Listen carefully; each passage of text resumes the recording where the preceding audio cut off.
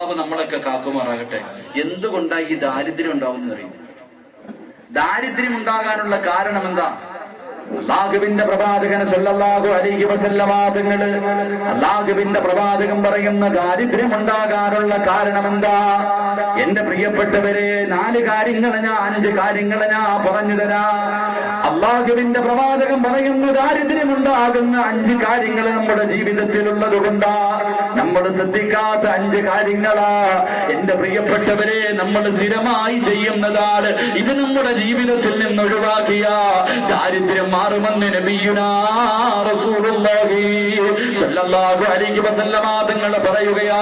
ദാരിദ്ര്യമുണ്ടാകുന്ന ഒന്നാമത്തെ കാര്യമെന്ത്? ദാരിദ്ര്യമുണ്ടാകുന്ന ഒന്നാമത്തെ കാര്യമെന്ത്? അല്ലാഹുവിന്റെ റസൂൽ പറയുന്ന കസറത്തുന്നോ, ഉറക്കം അധികരിച്ചു കഴിഞ്ഞ ഏതെങ്കിലും ഒരു മനുഷ്യന് ഉറക്കം അധികരിച്ചു കഴിഞ്ഞ രാവും പകലിനും ഉറക്കമാറ് 8 മണിക്ക് കയറി കിടന്നു കഴിഞ്ഞ രാവിലെ 8 മണിയായാലും അവൻ എഴുന്നേൽക്കാറില്ല, സുബഹി നിസ്കരിക്കാറില്ല.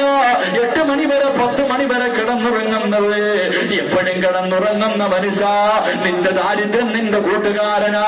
ദാരിദ്ര്യം നിന്റെ കൂടപ്പുറപ്പിനെ പോലെ നടക്കുകയാ.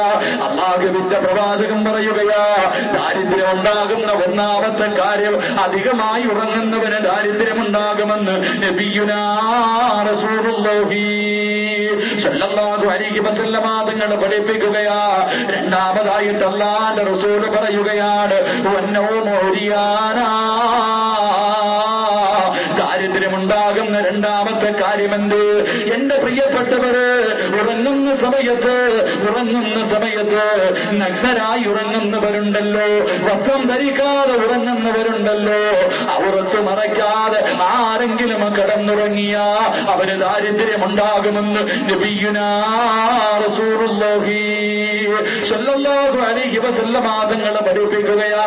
പാതിരാത്രിയിൽ വീട്ടിലാരുമില്ലല്ലോ, എന്റെ പ്രിയപ്പെട്ടവര്, വസ്ത്രങ്ങൾ മുഴുവനും മൂടിക്കളഞ്ഞിട്ട് കിടന്നുറങ്ങുമ്പോ എന്റെ പ്രിയപ്പെട്ട ചെറുപ്പക്കാര്, അവർ വസ്ത്രം ധരിച്ചിട്ടുണ്ട്, പക്ഷേ ഔറത്ത് മറച്ചിട്ടില്ല. മുട്ടിന്റെ മുകളിലുള്ള വസ്ത്രം ധരിച്ചുകൊണ്ട് പാതിരാത്രിയിൽ നടക്കുന്ന ചെറുപ്പക്കാരാ, അല്ലാഹുവിന്റെ റസൂലും സഹാബത്തും ഭയന്നുപോലെ, ദാരിദ്ര്യം നിന്റെ കൂടെ പറപ്പിനെ പോലെ കൂടെ നടക്കും പൊന്നുപോലെ. അല്ലാഹുവിന്റെ റസൂൽ മൂന്നാമതായി പറയുകയാണ്, അല്ലാഹുവിന്റെ റസൂൽ പറയുകയാ, നിന്നുകൊണ്ട് ഭക്ഷണം കഴിച്ച, നിന്നുകൊണ്ട് ആരെങ്കിലും ഭക്ഷണം കഴിച്ച അവന് ദാരിദ്ര്യം പിടിപെടുമെന്ന് അഷ്റഫുൽ ഖൽഖി നബിയുനാ റസൂലുള്ളാഹി സ്വല്ലല്ലാഹു അലൈഹി വസല്ലമ തങ്ങൾ പഠിപ്പിക്കുകയാ. എന്റെ പ്രിയപ്പെട്ടവര്, നിന്നുകൊണ്ട് ഭക്ഷണം കഴിക്കുന്നവരുണ്ടല്ലോ, നിന്നുകൊണ്ട് വെള്ളം കുടിക്കുന്നവരുണ്ടല്ലോ, അതിനൊരു പരിഗണനയും കാണിക്കാറില്ലല്ലോ.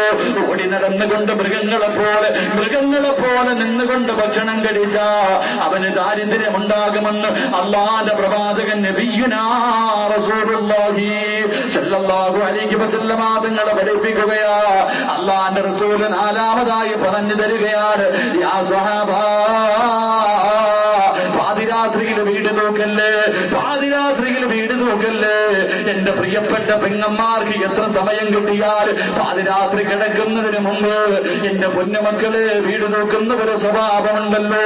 പാതിരാത്രിയിൽ വീട് നോക്കല്ലേ. ആരെങ്കിലും രാത്രി കാലങ്ങളിൽ വീട് നോക്കുകയാണെങ്കിൽ അവൻ അല്ലാഹുവിന്റെ റസൂൽ പറയുകയാ, ദാരിദ്ര്യം അവന് പിടിപെടുകയാണ്. അഞ്ചാമതായിട്ട് അല്ലാഹുവിന്റെ പ്രവാചകൻ പറഞ്ഞു തരികയാ, ദാരിദ്ര്യമുണ്ടാകുന്ന 5ാമത്തെ കാര്യമെന്ന്?